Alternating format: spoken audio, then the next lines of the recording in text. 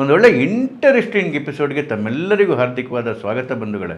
ಇನ್ನೂ ನೀವು H N Chandrashekhar YouTube ಚಾನಲ್ನ ಸಬ್ಸ್ಕ್ರೈಬ್ ಮಾಡಲಿಲ್ಲ ಅಂದರೆ ದಯಮಾಡಿ ಸಬ್ಸ್ಕ್ರೈಬ್ ಮಾಡಿ, ಬೆಲ್ ಬಟನನ್ನು ಪ್ರೆಸ್ ಮಾಡಿ. ಪಶ್ಚಿಮ ಬಂಗಾಳದ ಚುನಾವಣೆ ದಿನಾಂಕಗಳು ಘೋಷಣೆ ಆಗಿದೆ. ಏಪ್ರಿಲ್ 23 ಮತ್ತು 29ಕ್ಕೆ 2 ಚರಣಗಳಲ್ಲಿ ಪಶ್ಚಿಮ ಬಂಗಾಳದ ಎಲೆಕ್ಷನ್ ನಡೆಯುತ್ತೆ. BJP ಮಟ್ಟಿಗೆ very important state to win. ಭಾರತೀಯರ ಮಟ್ಟಿಗೆ ಕೂಡ ಅತ್ಯಂತ ಕುತೂಹಲವಾಗಿರ್ತಕ್ಕಂತಹ ಒಂದು ಚುನಾವಣಾ ಕದನ ಬಂಗಾಳ ಚುನಾವಣೆ. ಮಮತಾ ಬ್ಯಾನರ್ಜಿ ಅವರಿಗೆ ಅಸ್ತಿತ್ವದ ಪ್ರಶ್ನೆ. 3 ಬಾರಿ ಕಂಟಿನ್ಯೂಸ್ ಆಗಿ ಗೆದ್ದು 15 ವರ್ಷದಿಂದ ರಾಜ್ಯಭಾರ ಮಾಡ್ತಾ ಇದ್ದಾರೆ. 2011ರಿಂದ ಇದು ಗೆದ್ದರೆ 4ನೇ ಟರ್ಮ್ ಆಗುತ್ತೆ. ಸೋತರೆ ರಾಜಕೀಯ ಅಸ್ತಂಗತರಾಗ್ತಾರೆ. ಯಾಕೆ ಅಂತ ಹೇಳಿದ್ರೆ ಬಂಗಾಳದ ರಾಜಕಾರಣವನ್ನು ಹತ್ತಿರದಿಂದ ನೋಡಿದರೆ ಎಲ್ಲರಿಗೂ ಭಾಳ ಚೆನ್ನಾಗಿ ಗೊತ್ತಿದೆ. ಅಪ್ಕೊಂಡ್ರೆ ಪೂರ್ತಿ ಅಪ್ಕೊಂಡ್ಬಿಡ್ತಾರೆ ಬಂಗಾಳ ಜನ.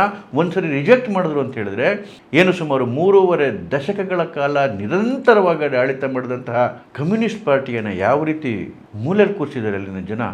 ಕಳೆದ 2021 ವಿಧಾನಸಭಾ ಚುನಾವಣೆಯಲ್ಲಿ 3.5 ದಶಕಗಳ ಕಾಲ ಆಡಳಿತ ಮಾಡಿದ CPM ಗಳಿಸಿದ ಸಂಖ್ಯೆ 0. ಅದರ ಹಿಂದೆ ಸ್ವಾತಂತ್ರ್ಯ ಬಂದಾಗಲಿಂದ ಆಡಳಿತ ಮಾಡಿದಂತಹ ಕಾಂಗ್ರೆಸ್ ಪಕ್ಷ ಬಹಳ ಬಲಿಷ್ಠವಾಗಿತ್ತು ವೆಸ್ಟ್ ಬೆಂಗಾಲಲ್ಲಿ. ಅದು ಕೂಡ ಕಳೆದ ವಿಧಾನಸಭಾ ಚುನಾವಣೆಯಲ್ಲಿ ಗೆದ್ದಂತಹ ಸಂಖ್ಯೆ 0. ಇದು ಬಂಗಾಳದ ರಾಜಕೀಯ ಪಕ್ಷಗಳ ಪರಿಸ್ಥಿತಿ. ಮಮತಾ ಬ್ಯಾನರ್ಜಿನವರು ಈ ಚುನಾವಣೆಯಲ್ಲಿ ಸೋತರೆ ಮುಂದಿನ ಚುನಾವಣೆಯವರೆಗೆ ಅಸ್ತಿತ್ವದಲ್ಲಿ ಇರ್ತಾರ ಅಂತಕ್ಕಂಥದ್ದೇ ದೊಡ್ಡ ಪ್ರಶ್ನೆ. ಭಾಳ ಕಷ್ಟ. ಸೊ ಹಾಗಾಗಿ ಮಮತಾ ಬ್ಯಾನರ್ಜಿಗೆ ಅಳಿವು ಉಳಿವಿನ ಚುನಾವಣೆ, ಭಾರತೀಯ ಜನತಾ ಪಕ್ಷಕ್ಕೆ ಕೇವಲ ಸರ್ಕಾರವನ್ನು ಬದಲಾವಣೆ ಮಾಡ್ತಕ್ಕಂಥ ಚುನಾವಣೆ ಅಲ್ಲ, ಆ ಬಂಗಾಳದ ಆತ್ಮವನ್ನು ಉಳಿಸ್ತಕ್ಕಂಥ ಚುನಾವಣೆ, ಆ ಅಸ್ಮಿತೆಯನ್ನು ಉಳಿಸ್ತಕ್ಕಂಥ ಚುನಾವಣೆ, ಭಾರತೀಯತೆಯನ್ನು ಉಳಿಸ್ತಕ್ಕಂಥ ಚುನಾವಣೆ. ಈ ಚುನಾವಣೆಯಲ್ಲಿ ಕೆಲವು ಇಂಟರೆಸ್ಟಿಂಗ್ ವಿಷಯಗಳು ನಡೀತಾ ಇದೆ. ಮೊನ್ನೆ ಒಂದು ಏಜೆನ್ಸಿ ಚುನಾವಣಾ ಪೂರ್ವದ ಸಮೀಕ್ಷೆ ಮಾಡಿತ್ತು. ಆ ಸಮೀಕ್ಷೆಯಲ್ಲಿ ಅದು ಬಂಗಾಳದ ಜನಗಳಿಗೆ ಹಲವಾರು ಪ್ರಶ್ನೆಗಳನ್ನ ಕೇಳಿತ್ತು. ಯಾವ್ಯಾವ ಪ್ರಶ್ನೆಗೆ ಏನೇನು ಉತ್ತರ ಕೊಟ್ಟರು ಅಂತ ಹೇಳಿದ್ರೆ ಪರ್ಸೆಂಟೇಜಲ್ಲಿ ಟೋಟಲ್ ಮಾಡಿದರು. ಯಾವ್ಯಾವುದು ವಿಷಯಗಳಿದ್ದಾವೆ, ಅನ್ಎಂಪ್ಲಾಯ್ಮೆಂಟ್ ಎಷ್ಟಿದೆ, ಲಾ ಆ್ಯಂಡ್ ಆರ್ಡರ್ ಎಷ್ಟಿದೆ, ಈ ಥರದ್ದೆಲ್ಲ ಪ್ರಶ್ನೆ ಕೇಳ್ತಾ ಒಂದು ಕುತೂಹಲಕಾರಿ ಪ್ರಶ್ನೆಯನ್ನು ಅದು ಕೇಳಿದೆ. ಏನಂತ ಹೇಳಿದ್ರೆ, ಮೋದಿ ಮತ್ತು ಮಮತಾ ಬ್ಯಾನರ್ಜಿಯವರ ಮಧ್ಯೆ ರಹಸ್ಯವಾದ ಒಳ ಒಪ್ಪಂದ ಏನಾದರೂ ಆಗಿದೆಯಾ ಅಂತ ಹೇಳಿ.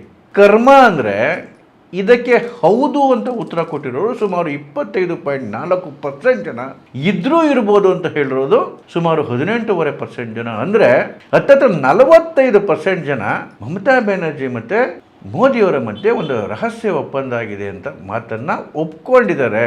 ಯಾಕೆ ಅನುಮಾನ ಬಂದಿದೆ ಜನಕ್ಕೆ ಅಂತ ಹೇಳಿದ್ರೆ, ಮಮತಾ ಬ್ಯಾನರ್ಜಿ ವರ್ತನೆ ಮಾಡ್ತಿರ್ತಕ್ಕಂಥ ರೀತಿ ಇತ್ತೀಚಿನ ದಿನಗಳಲ್ಲಿ ಇವರು ಇಂಡಿಯಾ ಅಲಯನ್ಸಲ್ಲಿದ್ದರೂ ಕೂಡ ಕಾಂಗ್ರೆಸ್ನ ಯಾವಾಗಲೂ ವಿರೋಧ ಮಾಡ್ತಾರೆ, ರಾಹುಲ್ ಗಾಂಧಿನ ಯಾವಾಗಲೂ ವಿರೋಧ ಮಾಡ್ತಾರೆ. ಮೊನ್ನೆ ಪಾರ್ಲಿಮೆಂಟಲ್ಲಿ ಏನು ಕಾಂಗ್ರೆಸ್ಸು, ಎಸ್ಪೆಷಲಿ ರಾಹುಲ್ ಗಾಂಧಿ, ಸ್ಪೀಕರ್ ಓಂ ಬಿರ್ಲಾ ಅವ್ರ ಮೇಲೇನೇ ಅವಿಶ್ವಾಸ ನಿರ್ಣಯವನ್ನು ಮಂಡಿಸ್ತೀವಿ ಅಂತ ಹೊರಟಾಗ ವಿರೋಧ ಮಾಡಿದ್ದು ಮಮತಾ ಬ್ಯಾನರ್ಜಿ. ಇಂಡಿಯಾ ಅಲಯನ್ಸ್ನ ಪಾರ್ಟ್ನರ್ ಆಗಿದ್ದರೂ ಕೂಡ ಅವಶ್ಯಕತೆನೇ ಇಲ್ಲ ಅಂತ ಹೇಳಿದರು, ಸಪೋರ್ಟ್ ಕೂಡ ಮಾಡಲಿಲ್ಲ. ಅದಾದಮೇಲೆ ಅವ್ರ ಜೊತೆ ಬೇರೆ ಬೇರೆ ಸಣ್ಣ ಪುಟ್ಟ ಪಾರ್ಟಿಗಳು ಕೂಡ ಇಂಡಿಯಾ ಅಲಯನ್ಸ್ ಅವರು ಸಪೋರ್ಟ್ ಮಾಡಲಿಲ್ಲ. ವೋಟಿಂಗಿಗೆ ಬಂದಾಗ ಕಾಂಗ್ರೆಸ್ ಓಡೋಯ್ತು, ರಾಹುಲ್ ಗಾಂಧಿ ಓಡೋದ್ರು, ವೋಟಿಂಗಿಗೆ ನಿಲ್ಲಿಲ್ಲ. ಯಾಕೆ ಅಂತ ಹೇಳಿದ್ರೆ ಎಷ್ಟು ಜನ ಈವನ್ ಕಾಂಗ್ರೆಸ್ ಅವರೇ ವೋಟ್ ಆಗ್ತಾರೆ ಇಲ್ವ ತಮ್ಮ ಪರವಾಗಿ ಡೌಟ್ ಬಂದ್ಬಿಟ್ಟಿತ್ತು ಅವರಿಗೆ. ಇದಿರಲಿ, ಇಂತಹ ಕ್ರೂಷಿಯಲ್ ಸಂದರ್ಭದಲ್ಲಿ ಯಾವಾಗಲೂ ಕೂಡ ಮಮತಾ ಕಾಂಗ್ರೆಸ್ ವಿರುದ್ಧವಾಗಿ ನಿಲ್ತಾರೆ. ಜೊತೆಗೆ ಆ ಇಂಡಿಯಾ ಅಲಯನ್ಸ್ನ ಲೀಡರ್ಶಿಪ್ ವಿಚಾರದಲ್ಲೂ ಕೂಡ TMC ಯಾವಾಗಲೂ ರಾಹುಲ್ ಗಾಂಧಿಯನ್ನು ವಿರೋಧ ಮಾಡ್ತಾರೆ. TMC ಅವರು ಯಾವಾಗಲೂ ನೇರವಾಗಿ ಆಚೆ ಕಡೆಗೆ ಹೇಳ್ತಾರೆ. ಅಲ್ಲಿ ಅದನ್ನು ನೇತೃತ್ವ ವಹಿಸ್ತಕ್ಕಂಥ ಶಕ್ತಿ ಯಾರಿಗಾದ್ರೂ ಇದೆ, ಅದು ಮಮತಾ ಬ್ಯಾನರ್ಜಿಗೆ. ಸೊ ಮಮತಾ ಬ್ಯಾನರ್ಜಿಗೆ ಇಂಡಿಯಾ ಅಲಯನ್ಸ್ನ ನೇತೃತ್ವ ಹೋಗಬೇಕು ಅಂತೇಳಿ ಹೀಗೆ. ಅದರ ಜೊತೆಗೆ ಪಶ್ಚಿಮ ಬಂಗಾಳದಲ್ಲಿ ರಾಷ್ಟ್ರವ್ಯಾಪಿ ಇಂಡಿಯಾ ಅಲಯನ್ಸ್ನ ಭಾಗ ಆಗಿ ಕಾಂಗ್ರೆಸ್ನ ಜೊತೆಲಿದ್ದರೂ ಕೂಡ ಪಶ್ಚಿಮ ಬಂಗಾಳದಲ್ಲಿ ಕಾಂಗ್ರೆಸ್ಸನ್ನು 10ಕ್ಕೂ ಸೇರಿಸಲ್ಲ ಮಮತಾ ಬ್ಯಾನರ್ಜಿ ಒದ್ದು ದೂರ ಇಟ್ಟಿದ್ದಾರೆ. ಒಂದು ಸೀಟು ಕೂಡ ಅಲಯನ್ಸೇ ಮಾಡ್ಕೊಳ್ಳಲ್ಲ. ಅದು ಲೋಕಸಭಾ ಚುನಾವಣೆ ಇರ್ಬೋದು ಅಥವಾ ವಿಧಾನಸಭಾ ಚುನಾವಣೆ ಇರ್ಬೋದು. ಅವ್ರಿಗೆ ಭಾಳ ಚೆನ್ನಾಗಿ ಗೊತ್ತಿ ಕಾಂಗ್ರೆಸ್ ಅಂದರೆ ಐರನ್ ಲೆಗ್ ಇದ್ದಂಗೆ. ಈ ರೀತಿ ಯಾವ ವಿಚಾರದಲ್ಲಿ ಮೋದಿ ಭಾರತವನ್ನು ಕಾಂಗ್ರೆಸ್ ಮುಕ್ತ ಮಾಡಬೇಕು ಅಂತ ಇದ್ದಾರೆ, ಅದನ್ನು ಕಾರ್ಯರೂಪಕ್ಕೆ ತರ್ತಿರೋದು ಒಂದು ರೀತಿಯಲ್ಲಿ ಮಮತಾ ಬ್ಯಾನರ್ಜಿ. ಸೊ ಇವರಿಬ್ಬರ ಗುರಿಯು ಒಂದೇ ಆಗಿರೋ ಕಾರಣಕ್ಕೆ ಜನಕ್ಕೆ ಎಲ್ಲೋ ಒಂದು ಅನುಮಾನ, ಮಮತಾ ಬ್ಯಾನರ್ಜಿ ಮತ್ತು ಮೋದಿಯವರ ಮಧ್ಯೆ ಏನಾದರೂ ರಹಸ್ಯ ಒಪ್ಪಂದ ಇದೆಯಾ, ಮಮತಾ ಬ್ಯಾನರ್ಜಿ ಮತ್ತು BJP ಮಧ್ಯೆ ಏನಾದರೂ ಒಪ್ಪಂದ ಇದೆಯಾ ಅಂತ ಹೇಳಿ. ಎರಡನೇ ಕಾರಣ ಅನುಮಾನ ಬರೋಕ್ಕೆ ಅಂತ ಹೇಳಿದ್ರೆ, ಯಾವುದೇ BJPಯ ದೊಡ್ಡ ಲೀಡರ್, ಅದು ಮೋದಿಯವರು ಇರ್ಬೋದು ಅಥವಾ ಅಮಿತ್ ಶಾ ಇರ್ಬೋದು, BJP ಯಾವುದೇ ಲೀಡರ್ ಬಂಗಾಲಕ್ಕೆ ಬಂದು ಭಾಷಣ ಮಾಡಿದಾಗಲೂ ಕೂಡ ಮಮತಾ ಬ್ಯಾನರ್ಜಿಯವರ ಹೆಸರು ಹಿಡ್ಕೊಂಡು ಯಾರೂ ಮಾತಾಡ್ತಿಲ್ಲ. ಆದರೆ ಇದು ಯಾವ ಒಪ್ಪಂದ ಅಲ್ಲ, ಇದೊಂದು ಸ್ಟ್ರಾಟಜಿ. ಕಳೆದ ಬಾರಿ ಏನು ದೀದಿ ಅಂತಕ್ಕಂಥ ವಿಚಾರ ಬಂತು, ಮಮತಾ ಬ್ಯಾನರ್ಜಿಯನ್ನು ನೇರವಾಗಿ ಟಾರ್ಗೆಟ್ ಮಾಡಿತ್ತು BJP ಕಳೆದ 2021 ಚುನಾವಣೆಯಲ್ಲಿ. ಅದು ಒಂದಷ್ಟು ಏನು ಮಮತಾ ಬ್ಯಾನರ್ಜಿಯ ಕೋರ್ ವೋಟ್ ಬ್ಯಾಂಕ್ ಇದೆ ಅಥವಾ ಏನು ಮಹಿಳಾ ವೋಟರ್ಸ್ ಏನಿದ್ದಾರೆ ಅವರಲ್ಲಿ ಒಂದು ಸಿಂಪತಿಯನ್ನು ಉಂಟು ಮಾಡಿಬಿಡ್ತು ಮಮತಾ ಬ್ಯಾನರ್ಜಿ ಅವ್ರ ಬಗ್ಗೆ ಎಲ್ಲರೂ ಬಂದು ಡೈರೆಕ್ಟಾಗಿ ಅಟ್ಯಾಕ್ ಮಾಡೋದನ್ನು ಅಲ್ಲಿನ ಮಹಿಳೆಯರು ಅವರ ಅಸ್ಮಿತೆ ಅಥವಾ ಒಂದು ಆತ್ಮಾಭಿಮಾನ ಅದನ್ನು ಸಹಿಸಲಿಲ್ಲ. ಇದು ಎಲ್ಲೋ ಬಿಜೆಪಿಗೆ ದೊಡ್ಡ ಮಟ್ಟಿಗೆ ಹೊಡೆತ ಕೊಡ್ತು ಅಂತ ಅನಿಸುತ್ತೆ ಕಳೆದ ಚುನಾವಣೆಯಲ್ಲಿ, ಹಾಗಂತ ವಿಶ್ಲೇಷಕರು ಹೇಳ್ತಾರೆ. ಹಾಗಾಗಿನೇ ಗೆಲುವಿನ ಹತ್ತಿರ ಬಂದಿದ್ದಂತಹ ಬಿಜೆಪಿ ಗೆದ್ದೇ ಬಿಡ್ತು ಅಂತಕ್ಕಂಥ ವಾತಾವರಣ ಇದ್ದಂತಹ ಬಿಜೆಪಿ 77 ಸ್ಥಾನಕ್ಕೆ ತೃಪ್ತಿ ಪಡಬೇಕಾಯಿತು ಕಳೆದ ಚುನಾವಣೆಯಲ್ಲಿ. 38.5% ವೋಟ್ ಶೇರ್ಗೆ ಲಿಮಿಟ್ ಮಾಡ್ಕೋಬೇಕಾಯ್ತು ಅಂತ ಹೇಳಿದ್ರೆ ಅದಕ್ಕೆ 2019 ಚುನಾವಣೆಯಲ್ಲಿ 41% ವೋಟ್ ಬಿದ್ದಿತ್ತು ಬಿಜೆಪಿಗೆ. ಆಲ್ಮೋಸ್ಟ್ 2.5-3% ಕಡಿಮೆ ಆಗೋಯ್ತು ವಿಧಾನಸಭೆ ಚುನಾವಣೆಯಲ್ಲಿ. ಅದಕ್ಕೆ ಹಲವಾರು ಕಾರಣಗಳು ನೋಡಿದಾಗ ಮಮತಾ ಬ್ಯಾನರ್ಜಿಯನ್ನು ನೇರವಾಗಿ ಟಾರ್ಗೆಟ್ ಮಾಡಿದ್ದು ಕೂಡ ಒಂದು ಸೆಕ್ಷನ್ ಆಫ್ ಹೆಣ್ಣುಮಕ್ಕಳಿಗೆ ಅದು ನೋವಾಗಿದೆ, ಒಂದು ಸೆಕ್ಷನ್ ಆಫ್ ಬೆಂಗಾಲಿ ವೋಟರ್ಸ್ಗೆ ಅದು ನೋವಾಗಿದೆ ಅಂತಕ್ಕಂಥ ವಿಚಾರ ಬಂದಿದ್ದಕ್ಕೇನೆ ಈ ಬಾರಿ ಮೋದಿಯವರು ಸ್ಟ್ರಾಟಜಿಯನ್ನು ಚೇಂಜ್ ಮಾಡಿದ್ದಾರೆ. TMC ಸರ್ಕಾರವನ್ನು ಅಟ್ಯಾಕ್ ಮಾಡ್ತಿದ್ದಾರೆ ಬಿಟ್ಟರೆ ಮಮತಾ ಬ್ಯಾನರ್ಜಿ ಹೆಸರು ಎಲ್ಲೂ ಹೇಳ್ತಾ ಇಲ್ಲ, ವೈಯಕ್ತಿಕವಾಗಿ ಅವ್ರನ್ನ ಟಾರ್ಗೆಟ್ ಮಾಡ್ತಾ ಇಲ್ಲ. ಅದನ್ನು ನೋಡ್ತಿರೋ ಜನಕ್ಕೆ ಏನು ಅನಿಸ್ಬಿಡುತ್ತೆ, ಒಂದು ಕಡೆಗೆ ಮಮತಾ ಬ್ಯಾನರ್ಜಿ ಕಾಂಗ್ರೆಸ್ನ ವಿರೋಧ ಮಾಡ್ತಾರೆ, ಇನ್ನೊಂದು ಕಡೆಗೆ ಮೋದಿಯವರು ಮಮತಾ ಬ್ಯಾನರ್ಜಿ ಹೆಸರು ಹೇಳ್ತಿಲ್ಲ, ಅಟ್ಯಾಕ್ ಮಾಡ್ತಿಲ್ಲ, ಪರ್ಸನಲ್ ಅಟ್ಯಾಕ್ ಮಾಡ್ತಿಲ್ಲ. ಹಾಗಾಗಿ ಜನಗಳಲ್ಲೆಲ್ಲೋ ಒಂದು ಸಣ್ಣ ಮಟ್ಟದ ಅನುಮಾನ ಶುರುವಾಗ್ಬಿಟ್ಟಿದೆ. ಇದು ಈ ಸರ್ವೆನಲ್ಲಿ ಆಚೆ ಕಡೆಗೆ ಬಂದಿದೆ. ಒಂಥರ ಹಾಸ್ಯಾಸ್ಪದವಾದ ವಿಚಾರ. ಯಾಕೆ ಅಂತ ಹೇಳಿದ್ರೆ ಯಾವ ಕಾರಣಕ್ಕೂ ಕೂಡ ಮೋದಿಯವರು ಮಮತಾ ಬ್ಯಾನರ್ಜಿಯವರ ಜೊತೆಲಿ ಯಾವುದೇ ರೀತಿ ಒಪ್ಪಂದ ಮಾಡ್ಕೊಳ್ಳೋಕ್ಕೆ ಸಾಧ್ಯವೇ ಇಲ್ಲ. ಎರಡು ಬೇರೆ ಬೇರೆ ಧ್ರುವಗಳು. ಮೋದಿಯವರು ಭಾರತ ರಾಷ್ಟ್ರಕ್ಕೋಸ್ಕರ ತನ್ನ ಜೀವನವನ್ನು ಸಮರ್ಪಣೆ ಮಾಡಲಿಕ್ಕೆ ತಯಾರಾಗಿರೋರು, ತಮ್ಮ ಜೀವನವನ್ನು ಸೇವಿಸಿರೋರು. ಆದರೆ ಮಮತಾ ಬ್ಯಾನರ್ಜಿ ತನ್ನ ಸಿಂಹಾಸನಕ್ಕೋಸ್ಕರ, ಅಧಿಕಾರದ ಲಾಲಸೆಗೋಸ್ಕರ ಬಾಂಗ್ಲಾ ನುಸುಳುಕೋರನ್ನು ಒಳಗಡೆಗೆ ಬಿಟ್ಕೊಂಡಿರೋದು. ಅವರಿಗೆಲ್ಲರಿಗೂ ರೇಷನ್ ಕಾರ್ಡ್ಗಳನ್ನ, ವೋಟರ್ ಐ ಡಿಗಳನ್ನ ಮಾಡಿಕೊಟ್ಟು, ಅವರಿಗೆ ಜಾಗಗಳನ್ನ ಕೊಟ್ಕೊಂಡು, ಸರ್ಕಾರಿ ಜಾಗಗಳನ್ನ ಅವ್ರಿಗೆ ಕೊಟ್ಟು ಇಡೀ ರಾಷ್ಟ್ರ ವಿರೋಧಿ ವಾತಾವರಣವನ್ನು ಬೆಂಗಾಲದಲ್ಲಿ ನಿರ್ಮಾಣ ಮಾಡಿರೋದು ಕೇವಲ ಕುರ್ಚಿ ಆಸೆಗೋಸ್ಕರ. ಎರಡನೇದು, ಮೋದಿಯವರು ಸಬ್ಕಾ ಸಾಥ್ ಸಬ್ಕಾ ವಿಕಾಸ್ ಅಂತೇಳಿ ಎಲ್ಲ ಭಾರತೀಯರ ಬಗ್ಗೆ ಒಳ್ಳೆ ಚಿಂತನೆಗಳನ್ನು ಮಾಡ್ತಾ ಅದರ ಜೊತೆಗೇನೆ ಹಿಂದೂ ಸಂಸ್ಕೃತಿಯ ಬಗ್ಗೆ, ಭಾರತೀಯ ಸಂಸ್ಕೃತಿಯ ಬಗ್ಗೆ ಅಪಾರ ಗೌರವವನ್ನು ಇಟ್ಕೊಂಡು ಅದರ ಪುನರುತ್ಥಾನಕ್ಕೋಸ್ಕರ ಹಗಲು ಇರುಳು ದುಡಿತಾ ಇರೋರು. ಆದರೆ ಮಮತಾ ಬ್ಯಾನರ್ಜಿ ತನ್ನ ವೋಟ್ ಬ್ಯಾಂಕ್ ರಾಜಕಾರಣಕ್ಕೋಸ್ಕರ ಹಿಂದೂಗಳನ್ನ ದಮನ ಮಾಡ್ತಾ ಇರೋದು, ದುರ್ಗಾ ಪೂಜೆಯನ್ನು ದಮನ ಮಾಡ್ತಾ ಇರೋದು, ಹಿಂದೂಗಳನ್ನ ದಮನ ಮಾಡ್ತಾ ಇರೋದು, ಇಡೀ ರಾಜ್ಯದಲ್ಲೇ ಮುಸ್ಲಿಂ ಆಡಳಿತವನ್ನು ಜಾರಿಗೆ ತಂದಿರೋದು. ಮೂರನೇದು, ಮೋದಿಯವರಾಗಲಿ BJPಯವರಾಗಲಿ ಅಧಿಕಾರಕ್ಕೆ ಇಲ್ಲದೇ ಇರಲಿ ಯಾವತ್ತೂ ಕೂಡ ಹಿಂಸಾಚಾರಕ್ಕೆ ಕೈ ಹಾಕ್ದವರಲ್ಲ.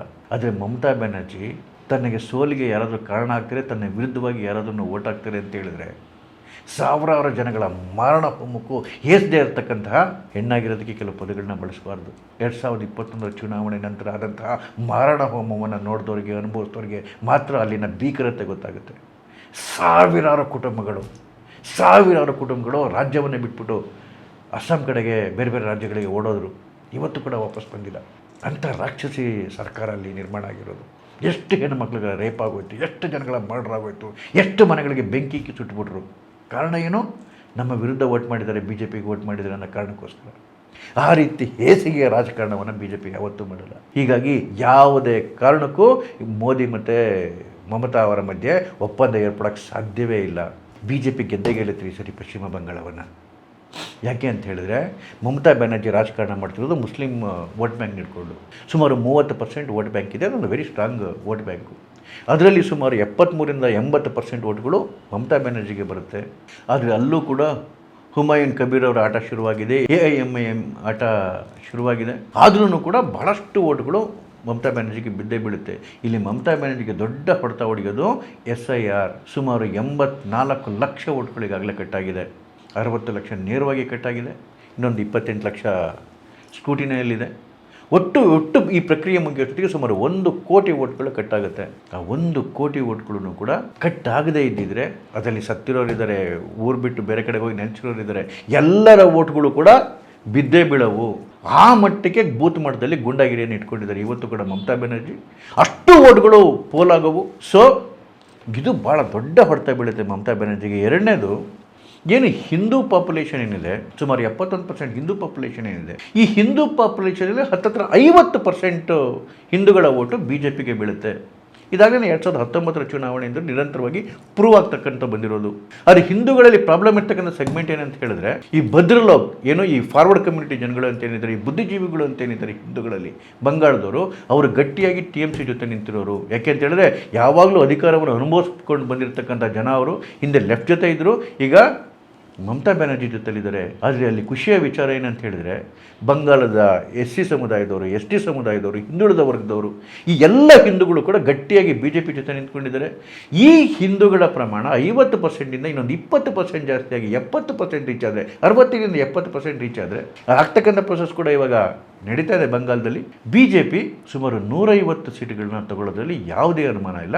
ಇವತ್ತು ಚುನಾವಣೆ ನಡೆದ್ರು ಇನ್ನು ಸಾಕಷ್ಟು ಸಮಯ ಇದೆ, ಸಾಕಷ್ಟು ಬದಲಾವಣೆಗಳಾಗುತ್ತೆ. ಸಂಘ ಪರಿವಾರದ ಕಾರ್ಯಕರ್ತರು ಮನೆ ಮನೆಗೆ ಭೇಟಿ ಕೊಟ್ಬಿಟ್ಟು ತಳಮಟ್ಟದಲ್ಲಿ ಜನಗಳಿಗೆ ಭಯದ ಭಾವನೆಯನ್ನು ದೂರ ಮಾಡ್ತಾ ಇದ್ದಾರೆ. ಎಲೆಕ್ಷನ್ ಕಮಿಷನ್ ಕೂಡ 500 ವೋಟ್ಗಳಿಗೆ ಒಂದೊಂದು ಬೂತ್ಗಳನ್ನ ಮಾಡ್ತಾ ಇದೆ. ಕಾಲೋನಿಗಳಲ್ಲೇ ಒಂದೊಂದು ಬೂತ್ಗಳನ್ನ ನಿರ್ಮಾಣ ಮಾಡ್ತಾ ಇದೆ. SIR ಪ್ರಕ್ರಿಯೆ ಕೂಡ ಜಾರಿಯಲ್ಲಿದೆ. BJPಯ ಒಬ್ಬ ದೊಡ್ಡ ಪೋಲ್ ಸ್ಟ್ರಾಟಜಿಸ್ಟ್ ಸುನಿಲ್ ಬನ್ಸಾಲ್ ಅಲ್ಲೇ ತಳವಲ್ಲಿದ್ದಾರೆ. ಅಮಿತ್ ಶಾ 10 ದಿವಸದ ಪ್ರವಾಸ ಮಾಡಿದ್ದಾರೆ. ಮಾರ್ಚ್ 1ನೇ ತಾರೀಕಿಂದ ಸುಮಾರು 5,000 ಕಿಲೋಮೀಟರ್ಗಳ ಪರಿವರ್ತನೆ ಯಾತ್ರೆ BJPದು ನಡೀತಾ ಇದೆ. ಇದೆಲ್ಲದಕ್ಕೂ ಕಲಶಪ್ರಾಯವಂತೆ ನಿನ್ನೆ ನಡೆದಂತಹ ಮೋದಿಯವರ ರ್ಯಾಲಿಯಲ್ಲಿ ಲಕ್ಷಾಂತರ ಮಂದಿ ಬಂದಿದ್ದಾರೆ. ಲಕ್ಷಾಂತರ.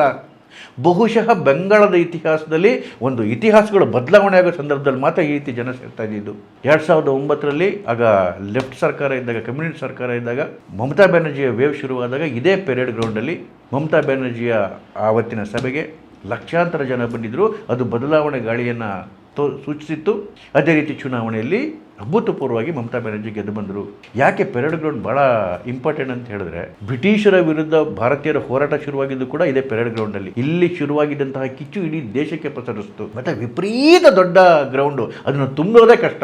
ಅಂತಹ ಬೃಹತ್ತಾದಂತಹ ಗ್ರೌಂಡಲ್ಲಿ ನಿನ್ನೆ ನಡೆದ ಕಾರ್ಯಕ್ರಮದಲ್ಲಿ ಇಡೀ ಸರ್ಕಾರದ ವಿರೋಧ ಇದ್ರೂ ಕೂಡ, ಸರ್ಕಾರದ ಗುಂಡಗಳ ಭಯ ಇದ್ರೂ ಕೂಡ, ಏನು BJP ಕಾರ್ಯಕರ್ತರು ಬರ್ತಿದ್ದಂತಹ ಜನಗಳು ಬರ್ತಿದ್ದಂತಹ ಬಸ್ಗಳ ಮೇಲೆ ಕೊಲ್ಲೆತ್ತು ಅಟ್ಯಾಕ್ಗಳು ನಡೆದ್ರು ಕೂಡ, ಅಲ್ಲಿನ ಪೊಲೀಸ್ ಕೂಡ ಆ ಜನಗಳ ವಿರುದ್ಧವಾಗಿದ್ರು ಕೂಡ ಲಕ್ಷಾಂತರ ಮಂದಿ ಸೇರಿದ್ರು ರೀ.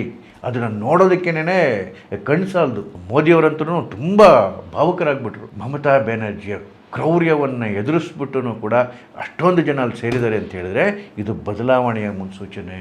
ಮೋದಿಯವರ ಮಾತನ್ನು ಒತ್ತಿ ಹೇಳಿದರು, ಇದು ಬದಲಾವಣೆಯ ಮುನ್ಸೂಚನೆ ಅಂತೇಳಿ. ಮೇ 4ನೇ ತಾರೀಕು ಪಶ್ಚಿಮ ಬಂಗಾಳದಲ್ಲಿ ಹೊಸ ಸರ್ಕಾರದ ಉದಯ ಆಗಿರುತ್ತೆ. BJP ಅಧಿಕಾರಕ್ಕೆ ಬಂದಿರುತ್ತೆ. ನಮಸ್ಕಾರ.